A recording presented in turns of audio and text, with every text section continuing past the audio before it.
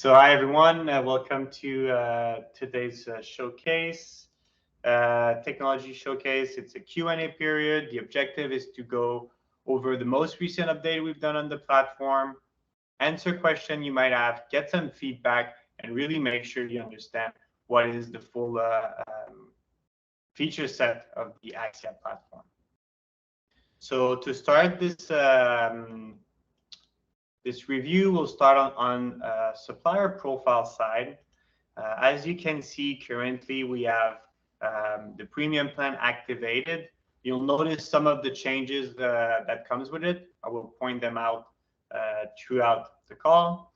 But let's start with the top portion of the screen. You can see the dashboard. You have more advanced analytics on that front. Request is something people have been familiar with for a while. Same thing for submission and awarded request. But the new thing is really the Axya network, and we'll do a full tour shortly. I just want to bring up the attention to people on those buttons that we have here. First one is for language. You can adapt it to whatever language you'd like to work with. All the interface will change, but the messaging that you send to your partners will remain the same. If you have any question, you want to contact support, we have a hotline that you can call at any given time, but also share some feedback or support question in the chat button here.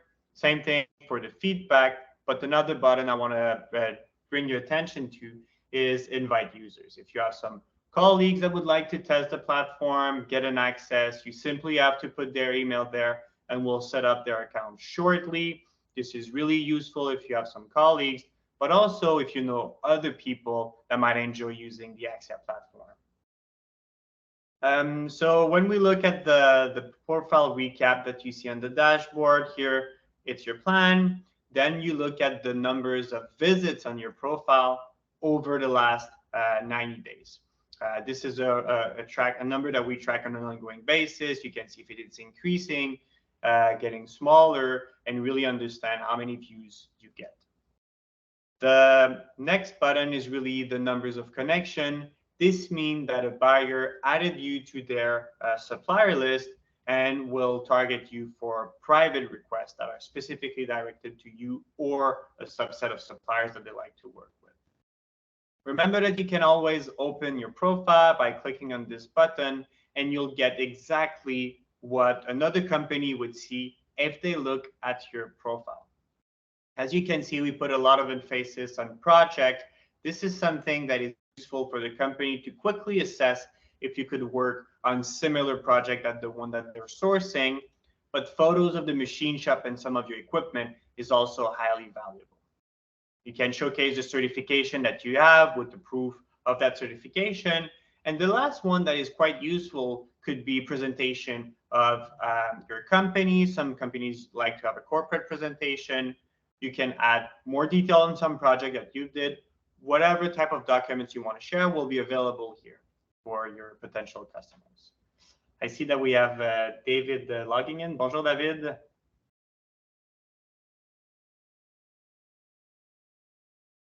Vous êtes présentement sur mute. Je ne sais pas si vous m'entendez.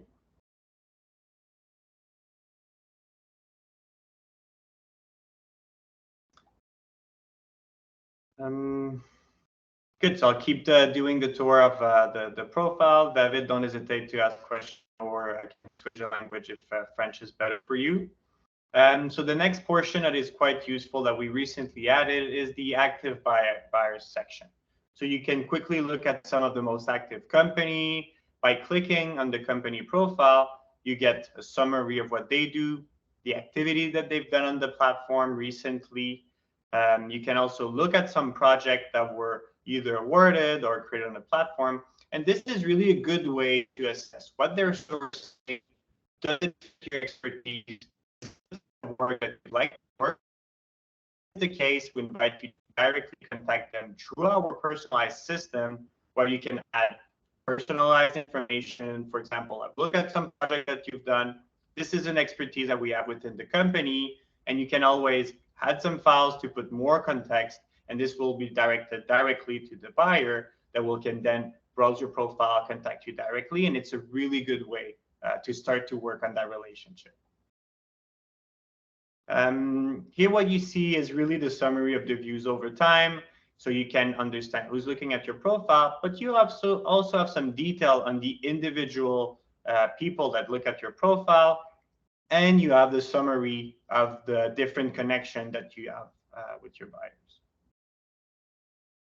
Now, if we move back to the request section, we can see what is ongoing here. We added a summary of the activity on the full Axya platform, so it gives you an idea of how many requests are shared there. This is a blend of the private requests and the public one that are the exclusive requests that you could be bidding on. We also added a summary of the value awarded. Here, the first section is the private request.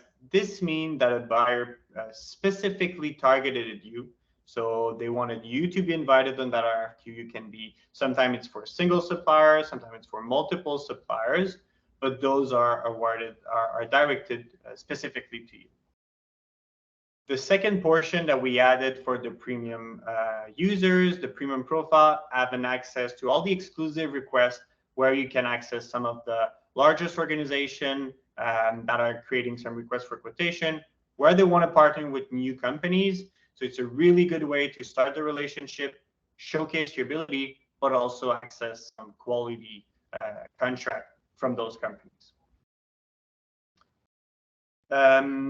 The rest is quite standard, but I want to show the new Axya network, which is a really proactive tool that we built. So from there, what you can do, you can navigate the full network, explore some companies that are currently looking for partners, look at potential suppliers that you would like to work with, and it's a really powerful and dynamic tool. Bonjour, Charles. Hi, Charles. I'm not sure if you're speaking French or English. Don't hesitate to unmute yourself and ask questions throughout the presentation, and I can switch in French if it's easier for you.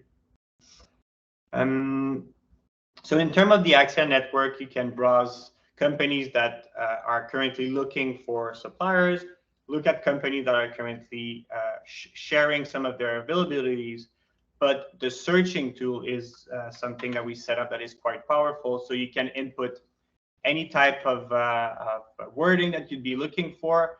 And what you see on the top here is we get some new results that fit the search that you created. So it's a combination of buying companies. You can see some historical requests that they've done. You can always expand their profile and get more information. And same thing for requests that were shared on the public interface of the Axya. So digging a little bit deeper, understanding what they're currently looking to source, and really seeing what are the opportunities to build those relationships. A few things that we added in terms of searching in the network is the filtering. So we added now a new filtering for the distance. So you can set up an address from where you want to do the research and then update the distance. So we know that sometimes you're looking for a close partner. You update the criteria in terms of distance that you're looking for. And as you can see, the numbers of partners that appear change according to that new filters that you added. You can sort by distance or really focus on the closest companies that you like to work with directly to get in contact with them and really build a new relationship with a partner.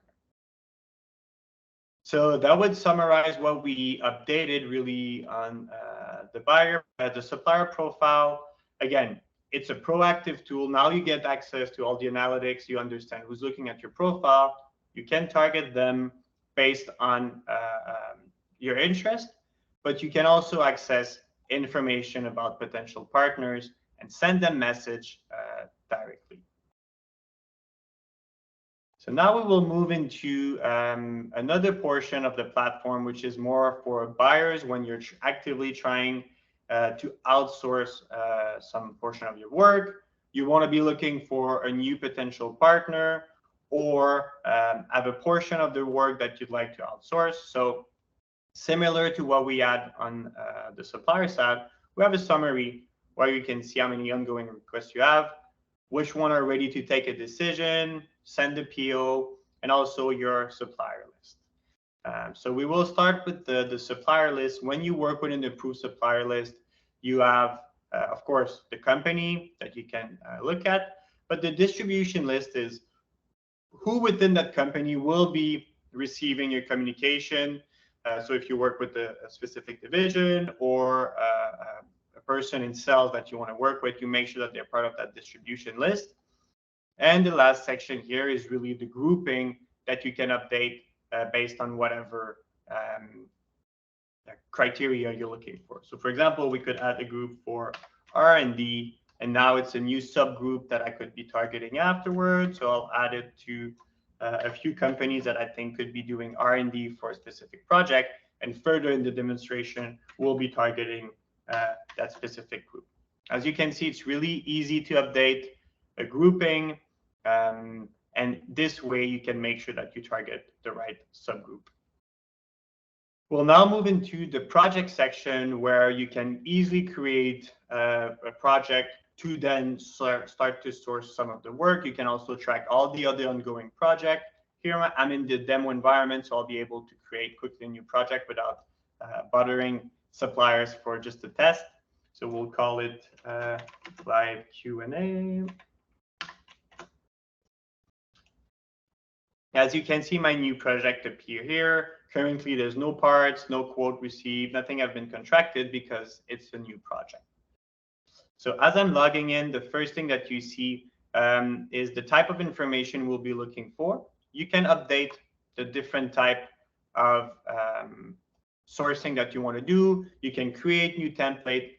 This is really based on the type of sourcing activity that you have, and it can be easily configured with your different teams. We will start to import a part list. So I have here in my demo environment, I have a preset list of parts. As you can see, the system is analyzing each of the line item in order to create the full part list with the information that was already existing. Currently, there's no file attached to each of those parts, but we already have the quantity that was part of the bill of material. We have the description, some of the processes that are part of the bill of material, and the expected lead time. Again, this portion is really based on how you do it internally. We can go for really simple quoting files up to super complex one with tens of rows. The next portion will be to import the different files. So some of those parts might be already known by my partners, but other might require a new drawing. So I'll upload a bunch of drawings to this bill of material. Here I selected 9 files. And for the demo purposes, I'll really show what it looked like when there's a mistake in terms of matching, because what currently the system is doing is looking at each of the files' name, their definition, and matching it with the part number that we already have. As I mentioned, here we have a mistake. So the system didn't recognize that part number. So I'll just type it in the first portion to see what comes up. And in this case, the mistake was a double G at the beginning of the name. It was detected. I updated manually, validated, and now as we can see, that part now has its associated file. From there, what I have is a fully constructed bill of material. And what I can start to do is create subgroup. I could select the old parts and decide to create an RFQ with it. But in this case, what we will do is we'll start with the machining part. So for my machining part, I create a research. And as you can see, it update the list of parts that I could be sourcing, select all of them. I've got 11 parts, and I will create my RFQ. Here we confirm that we have all the selected parts. I'll first my approved supplier list and select them one by one. I could be typing different names to make sure that they come up, or I could be working with the different groups. So earlier in the presentation, I created a subgroup for R&D. So by clicking on this button, I'm adding my 3 supplier that fit this tag to make sure that they're invited in the request. I could decide to make that request available to the private B2B network. So companies that currently have availabilities and are looking to find new partners would have access to this part. But currently for the demo, we'll keep it private. We can create a title for the request, select a tag. So this case, it would be a short-term production. We'll go for the as defined in the contract. And this is interesting. It's the due date for the quotes. So currently we are July 13. I'll give suppliers until next Friday to provide the prices. Those are simple machining parts. Here we can have some templates in terms of information. Please quote the listed parts. And another feature that have been quite useful for our companies is the automated follow-up. So as we said, we want to get the prices on the 21st. In this case, what I'll do is I'll make sure on the 19th that companies have a follow-up. So depending if they already provided a price or that they said they want to bid, they will get personalized reminder to make sure that you get all the information on time. If you need some specific files, you can always attach them. For example, instruction on how to build the product, on the delivery, any other specific information could be added there. And in the case you're working with new companies or it's a special project, you can always add an NDA. And when you have an NDA, they will provide a signed copy of the NDA, and then you can grant the access. This is really for a specific project because it complexifies the process, but we know that sometimes it's really important to have an NDA in place. So I'll send my new request, and as we get back to my bill of material, my full list of parts, we now see that I have a request for a subset of the parts that are currently being sourced. So what I could do is select the remaining parts, create another RFQ, and as you can see, it can be done in really a few clicks. So for example, this one, I'll put another subgroup, could be aeronautic, and then I have my 3 companies targeted for this, and this one could be open for the private B2B network, and this will be aerospace parts with a longer time frame, and I'll give them 2 weeks to quote with a follow-up on Friday next week. And the payment term will be as per contract. Again, you see, just a few clicks, I was able to launch those 2 requests. I'll be able to track them separately. They all have different people invited. So now if we move into the request portion, we can see the 2 requests that were sent with the numbers of companies that were targeted. And we have a status assessment, which is really based on different information. So we look at how many suppliers were targeted, how much time until you need to make the selection, and how many responses you've got. Now what I will do, I will dig into a request where I see that I have parts for multiple parts. This one should be ending in a few weeks, but for demo purposes, I can dive into it. What is great is that we see the summary of what was sent. We have a detail of the parts that were listed for this RFQ, and I have a detail of all the suppliers that were invited to bid, which one showed an intent to bid, which means that they will provide a price at a specific date. If they submitted a price, if they viewed the RFQ, if they downloaded the parts, or if they say that they will not be bidding for whatever reason. This is a good way to assess how your request is going.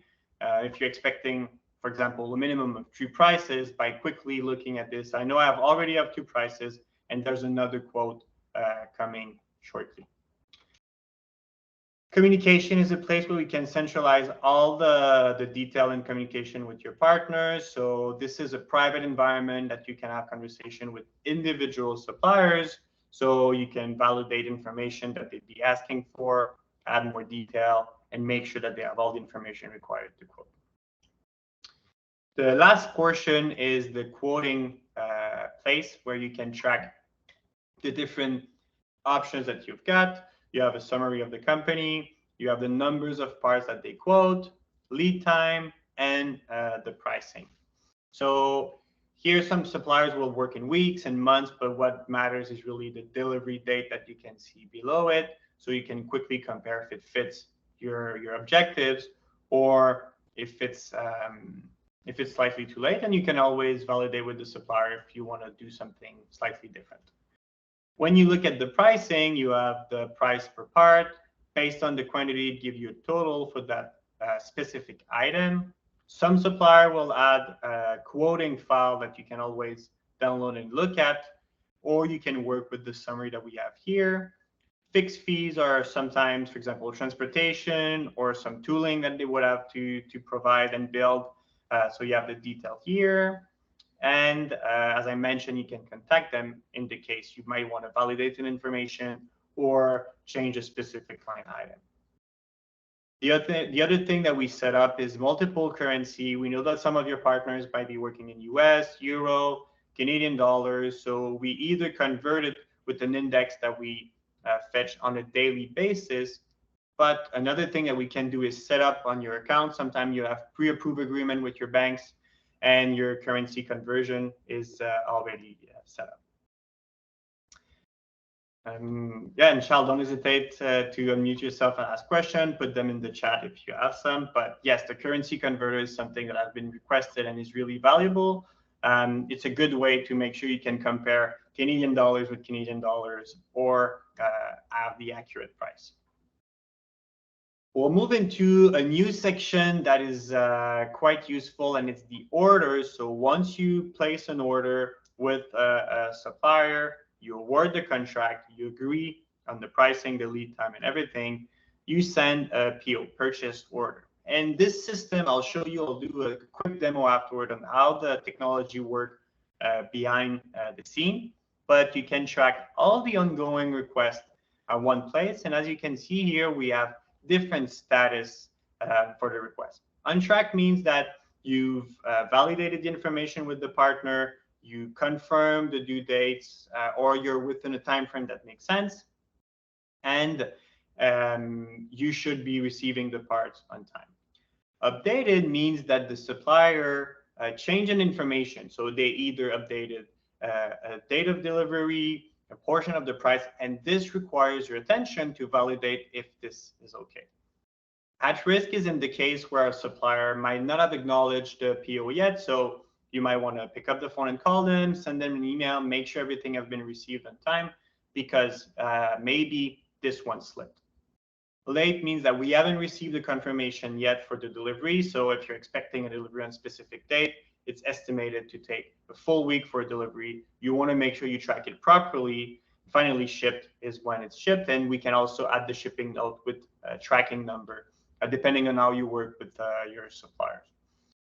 The way this dashboard is really useful is to prioritize your work. So when you start your week on your day, the untracked request shouldn't bother you, but let's look at what have been updated. So in this case, we have a PO that have been updated, and we can see that the due date have been updated for the 14th. And in this case, I'm comfortable with the 14th because I only need to do my subassembly next week. So I will mark it as unseen, and now it's back on track. Another interesting information is that in the communication log, you can always communicate with your supplier directly. Make sure you validate the information that they're sharing with you, and it becomes a form of a single source of truth for this transaction. What you see down here are the automated follow-ups. So depending on the way you work with your supplier, sometime between the moment where you acknowledge the PO and the moment where you select where you receive the parts, you might want to send production confirmation, shipping confirmation, and depending on how they engage with your request, those will be automatically disabled or could be manually disabled for a request. This can also be configured based on the way the suppliers are working. So some supplier might require follow-ups, other supplier might not require them. Same thing for a specific project. So it's really a good way to make sure we engage at the right time. So we'll move into really the demo. This is a little bit more techy, but we have a specific environment where we'll create a new request. And I will explain how it works. So here I've set up an email address. This can be done in the ERP. A lot of ERP, you just put the supplier email address. In this case, we create a specific one for Axya, and I will be adding a document for a PO. So you see we have all the detail in the PO here.